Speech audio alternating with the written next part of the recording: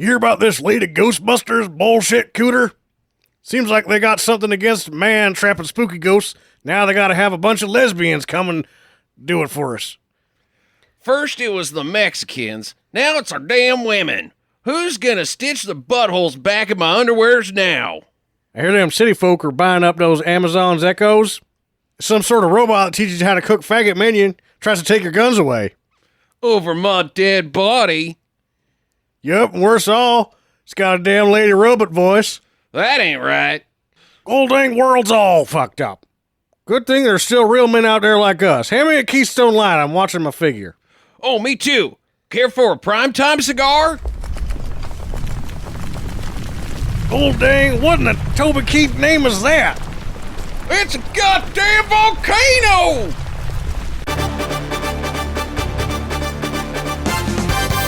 I'm Sally Mustang, and here's a look at your news. A surprising volcano attack spew hot lava and ash over the community of New Albany, Mississippi. So far, the volcano has only claimed the lives of 2 men who were found clutching each other in what appeared to be some sort of sexualistic death ritual. Evidence of the ritual was supported by 36 crushed Keystone Light beer cans, 15 half-smoked primetime cigars, and a partially melted copy of Pat Boone's metal album. The bodies of 3 hamsters were also discovered inside one of the men's rectums. It's believed the hamsters died before the volcano erupted. Sally, I'm here in Mississippi with famed volcanologist Harry Dalton. You may remember Harry from the 1997 eruption of Dante's Peak. Harry, what can you tell us about this volcano? Well, I can tell you volcanoes are very hot. Hot can be a bad thing for people, or it can be a good thing for people. I'll show you what I mean. It's very hot outside where we are standing. Now, if I just unbutton the top buttons of my shirt here like so, things will get even hotter. Oh my. It is suddenly hotter in here. And see, she's in New York. Heat can be quite effective if applied properly. Right. So about volcanoes... That's just a start. You can expect to see more coming. The volcano has already created quite a stir and is quickly becoming a focus point for the presidential election. The Trump campaign said that the volcano is 100%, without a doubt, in no way it could be anything else, can't be denied, super accurately 100%, a plot by President Obama and Hillary Clinton. When asked for any evidence, Trump said, I've got it locked away so that Muslims can't get it, but I will release it immediately following the election. Super promise. Hillary Clinton held a press conference regarding the allegations. Mrs. Clinton said, quote, I had nothing to do with the volcano in Mississippi, nor do I have anything to do with any other disasters except for my campaign. Psst, Bill. Bill, what lie do I say now? Sally, I'm here with Director of Emergency Management Mike Rourke. Mike, can we expect more magma? What's magma? Wow, we're glad he's in charge. Oh, also, The Rock is going to fight the volcanoes in San Andreas too. Surprisingly, Dwayne Johnson, whose character is just a helicopter pilot and can't actually fight volcanoes. Hey, are you the one they call Joe? I'm Joe. Joe Banks? Uh-huh.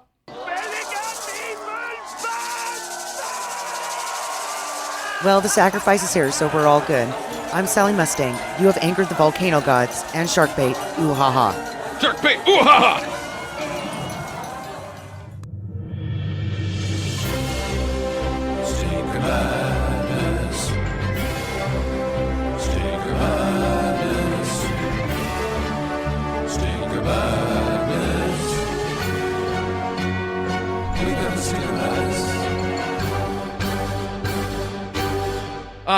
Hello, and welcome to Stinker Madness. I'm your host, Justin. With me, as always, are Sam and Jackie. Hello to you guys. Hello. That was the voice of Jackie. Hello. That was the voice of Sam. I am the voice of reason. Make me pudding. That's not reasonable at all. It's delicious. I'm sorry. Yeah. I don't have any arms. Even right now, to get you some pudding, if it was already made, would be unreasonable. To make you some. I demand it. Jeez. The voice of reason demands it. More pudding. This is a podcast about bad movies by bad movie lovers for bad movie lovers. This week, we're gearing up for Volcano, starring Tommy Lee Jones and Anne Heche. Remember Anne Heche? I do. She's still on TV. In what? TV shows. She's in some kind of crime drama, right? Yeah, something like that. NCIS type Yeah, thing. she works. She works a lot, even after the meltdown. All right. Tommy Lee Jones is still working, too. He was just in something crappy. Actually, because I looked that up, he did very sparse in between 2010 and this year, but 3 films this year already. Nice. Yeah. All right, so let's get this thing going. We got some listener feedback from new Twitter fan, Redcap Jack, at Redcap Jack. He says, at Stinker Madness, laughing so hard at the Rambo 3 episode. P.S. Loved mention of Hanzo in the preview. Wang O'Doom, he says. So he's familiar with the Hanzo, the Razor. It is a Wang of Doom. Unless you're a lady who has needs to spill the beans, then it's... That's a Wang of Answers. And I'm moving in with you. 'Cause that's what happens every time you rape interrogate somebody. They move in with him. Yep, that's how it goes. Just like real life. Oh, yeah. And I'm the one that gets in trouble for saying shitty things. Yeah. Huh. The 1980s weren't that bad. Hanzo the Razor was worse. Feudal Japan was horrible. Especially if you had a penis that you beat with a stick. A paddle, and then violated a bag of rice. Sexy rice. Dry rice.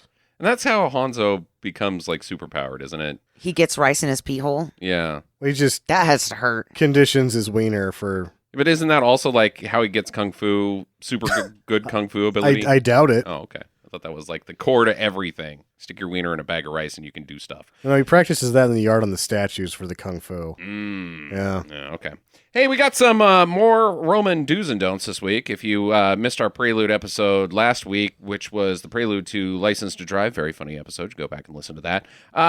Our good friend Roman stopped by, who is a super huge bad movie fan. He owns over 20,000 movies, and he brought some to share with us. So instead of streaming do's and don'ts, we're going to go through these. So if we say do, you're going to have to go out and buy it, but some of them might be worth it. However, this one is on YouTube as well, so you don't have to buy this one, but I am going to give it a do not. It's called Lust for Freedom from 1987. Lust for Freedom is one of those movies that you see the trailer and they put everything in the trailer. And so when you see the movie, it's horridly disappointing. Yeah. And there's about the length of trailer worth of awesome stuff. So barely 2 minutes. When you're watching the movie for Lust for Freedom, I actually feel like there's stuff that isn't actually awesome that just seems better in the trailer because the trailer's only 2 minutes long. Yeah, I think that too. It's a trauma film, we should mention. Women in prison, one of those old ditties, but it's not like... Michelle Bauer, shirts off, should be great. Should be great. Nope. Not at all. It was a snooze fest. Didn't watch this one. Nope. Good thing you make sure everybody knows that. You're weighing in on a film you didn't see. Our friend Bert saw it. He felt uncomfortable. Yeah, he did. It was too heavy. Even a drunk guy thought there wasn't enough boobs. No, he did not like that. The boobs that were in it. A woman was violated in it, and he felt uncomfortable. Well, he needs to get over that if he's going to watch women in prison movies. Yeah, that's pretty much what happens in every single woman in prison movie. It's prison. You watch a man in prison movie, their butthole gets penetrated. I mean, Andy Dufresne fought off like 50 dicks a day. Yeah. It's just what happens in prison. So. But either way, Lust for Freedom is a do not for me. I do not think you should watch it. Next up is Furious from 1984, starring Philip and Simon Ray. And if you don't know I don't know, Simon went on to do a bunch of stunt work, but Philip Ray... Simon did stunt coordination and martial arts choreography throughout. Yes. And still to this day does. And Philip Ray is the guy from the Best of the Best series. Yes. Tommy Lee, who is awesome. I also did not watch this movie. Okay. This shit was fucking insane. This was absolutely insane. When not like, whoa, how much kung fu, which is what you were expecting. It was, what is this movie about? It is bonkers. It's like the Italian horror version of a kung fu movie. Like, just that level of weird. Yeah. What? It's like Lucio Fulci's Bathrobe directed it or something. Yeah. It's not so creepy. It's not creepy enough and weird enough for Lucio Fulci, but It's weird in a different way. It is awesome in a weird way, or weird in an awesome way. I thoroughly enjoyed this. Yes, it was incredible because of how weird it was. A man shoots chickens out of his hands. That's his superpower. His kung fu superpower is chicken bullets from his fingers. I don't want to tell. You just need to watch it. You just need to watch because it. what happens after will be ruined. You just need to see it. It is insane. It's very short. It's only like 80 minutes long. And didn't we figure out that it was like a student film? It had to be a student film. It feels like a student film. It's very poor quality. Like shot on, looks like Betamax or something. It's done with television, low-end television equipment. The acting is horrible. The kung fu is impossibly bad. Everything is bad about it except for how weird it is. The weirdness, like if weird is a sign of quality, this thing's a 10. Yes. Because it is fucking weird. Like if pee in your pants is cool, it's Miles Davis. Yes, that Like, level of weird. If you could make weird pee in pants, it's like their pants are a swimming pool full of piss. Indeed. That's how weird it is. The piss that has been excreted by mutant werewolf bears Doesn't that make sense. are also tax accountants. That's pretty weird. That's how weird this shit is. Fucking awesome. Absolute do on Furious for me. Sam? Yes, Yeah. do. Last up but not least, well, it is least, 1986's The Zero Boys. Which Jackie? is this? I also did not watch this one. Sorry, folks. I am a fucking loser this week. But I want you to know that I'm still here. I'm still in the studio, clinging on for my moments of talking into the microphone. You will get your chance soon enough. Yes. Zero Boys. Which was directed by the same guy that did one of last week's Roman Do's and Don'ts. The Hired to Kill. Hired to Kill, which was awesome.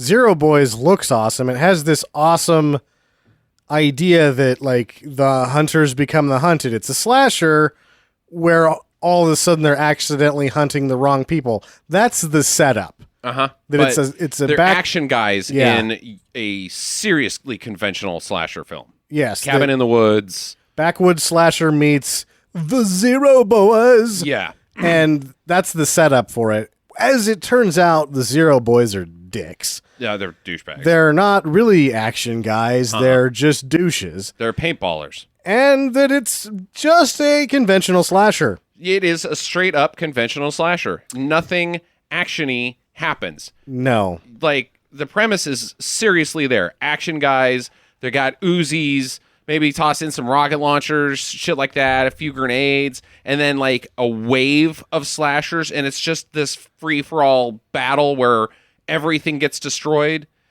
That would be awesome. It would be. That is not this film. No. Not even a Joe Estevez doing his worst confused zombie impression can help it. Because I was laughing at Joe Estevez and it wasn't enough. Darth Estevez Darth Estevez. is Yeah. wandering around going, he sucks. Oh, God, he's the worst. Why do you sound like Darth Vader, Joe Estevez?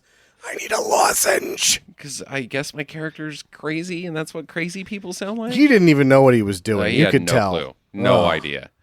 I didn't like Zero Boys. No, Even I didn't with- either. With Joe Estevez's amazing death. I actually cite it demerits. It's like a negative for me because it told me what it was going to do and then it didn't do that. Exactly. And then it told me the same straight up conventional slasher film That I don't is like. Every single fucking slasher film. I'm watching this because I don't like conventional slasher, backwoods slasher films, and then it's like, by the way, I'm that. I'm like, oh, thanks for tricking me. Yep. Ass. Yep. Sucked. Do not do Zero Boys for me. Do not. This week on the wild card, it's my pick. Since Volcano is my pick, I brought in the great superpower debate. Inspired by the fantastic Netflix show Stranger Things. And if you haven't watched Stranger Things and you're a fan of this show, stop listening to the podcast. Go watch every single 8 episodes. I did it in 2 days. It's more important than anything you could possibly doing. Go watch Stranger Things. It's fan-fucking-tastic. Even my I'm mom only- likes it. Yeah, I'm only halfway through. It And is amazing. I had to break myself away to do this podcast, and I'm like, oh, I gotta go back and watch the rest of them. Yeah, it's seriously great. But this one is the power of electromagnetic telekinesis. So for clarification, Not Magneto. not Magneto. Okay. You have telekinesis. Sure. But you can only manipulate things that have an electromagnetic field. So you're Magneto. No, he does metal. Stupid. No, anything magnetic. I thought it was just metal. No, his name is fucking Magneto. Well, no, it's not magnetic. It's electromagnetic. Yeah, well, so that's how he does it. great. Thanks for ruining the whole thing. Magneto's awesome. Before I even get to explain anything. Go ahead and explain it. Okay, so it's electricity. It has to be electric. Like Sure. a toaster? Like you could manipulate a toaster. You couldn't manipulate a door or Well, you could if it was one of those fancy sliding an doors. electronic door. Sure, absolutely. You could manipulate the motor.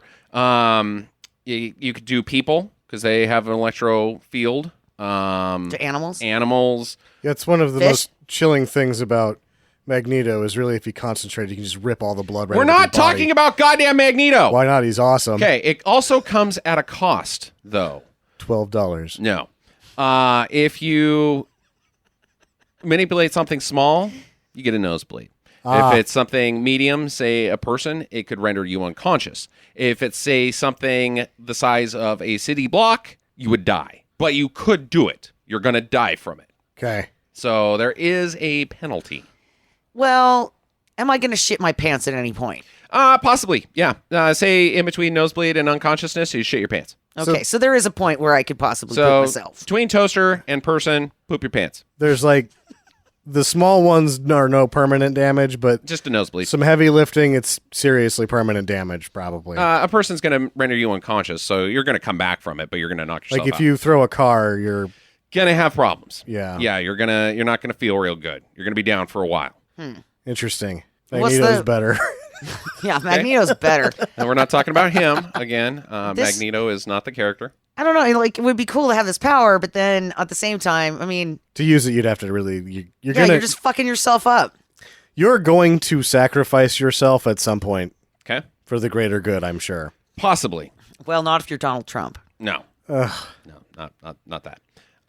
Yeah, I don't know when really. I mean, The we're school bus full of kids. we're walking around though, and we don't see that happening. No, You know, because I look the other way.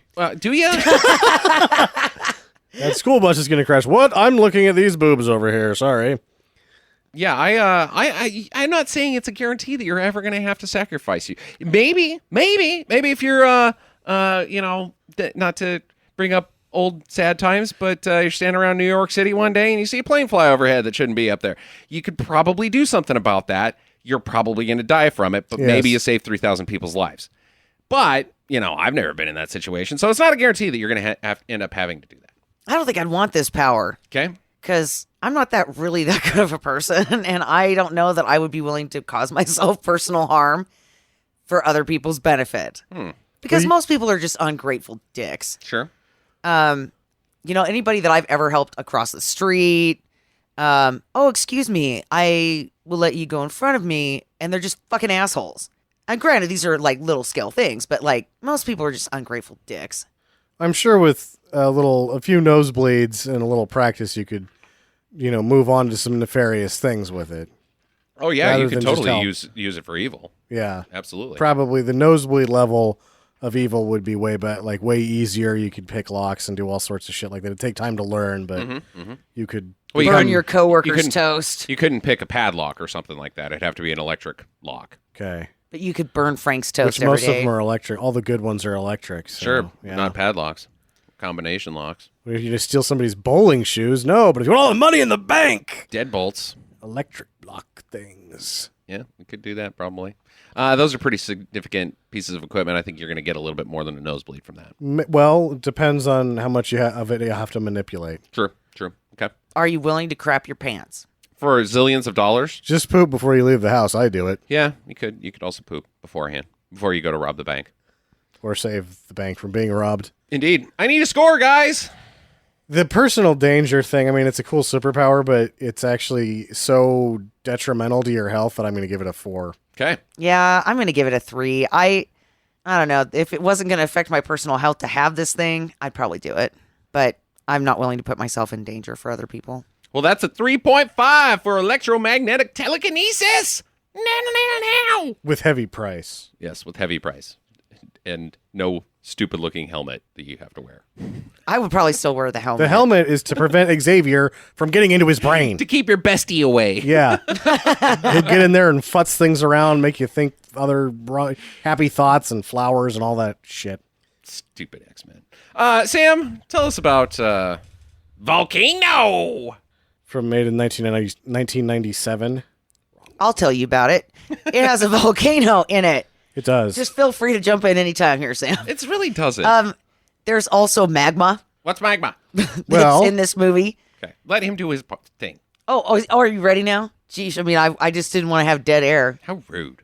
I believe you have to do it in the fashion of the Olsen twins. How rude. No, I think that was the middle one that said how rude. Oh, was it? Yeah. DJ. The one with the Stephanie, yeah. giant knockers yeah, DJ. now? No, DJ's the older one. Yeah, it's Yeah, the Stephanie. giant knockers is Stephanie. Yeah. How rude. The Ice Cream was the younger one. House Cream was the Olsen twins. Yes. Yeah. Well, as evidenced by the classic 1997 film Volcano, there are some disaster management professionals out there who don't know what magma is. That's true. I am to then infer that there are possibly people out there, disaster management professionals or otherwise, who don't know what volcanoes are. I will explain this phenomenon as unscientifically as possible.